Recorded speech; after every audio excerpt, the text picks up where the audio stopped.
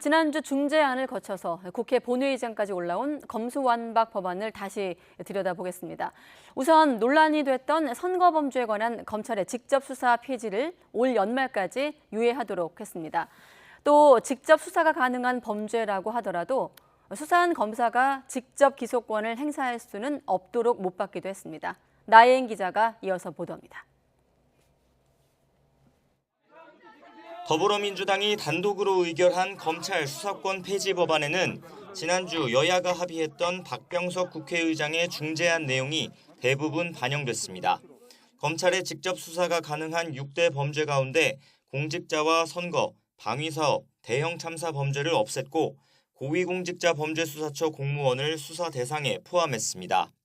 다만 방탄입법이라는 비판을 받았던 선거범죄의 경우 올해까지는 검사도 수사를 개시할 수 있도록 유예했습니다.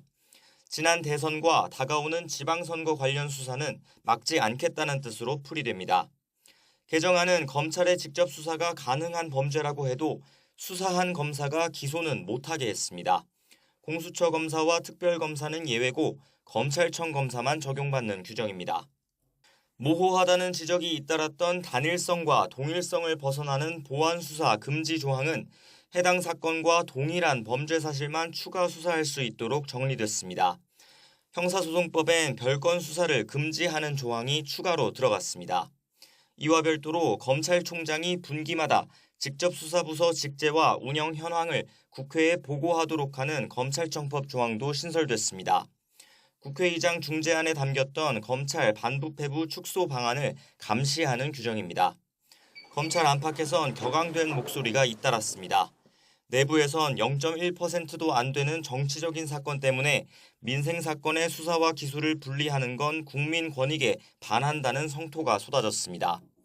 학계나 변호사들 사이에선 무엇보다 입법 절차가 수기 없이 졸속으로 이루어졌다는 비판이 많았습니다.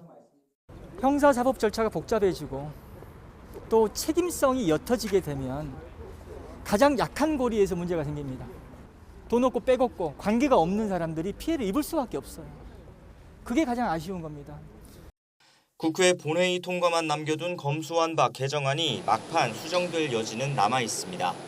부패와 경제범죄로 한정된 검찰 직접 수사 범위를 규정하는 조문에 시행령을 통한 추가 조정 가능성을 열어두거나 보안수사 제한을 완화하는 방안이 대상입니다. 민주당 계획대로 문재인 대통령 퇴임 전에 개정법이 공포되면 오는 9월부터 시행됩니다. 다만 애초 중재안에 담겼던 중대범죄수사청 설치 시점은 개정안에 명시되지 않았습니다. YTN 나혜인입니다.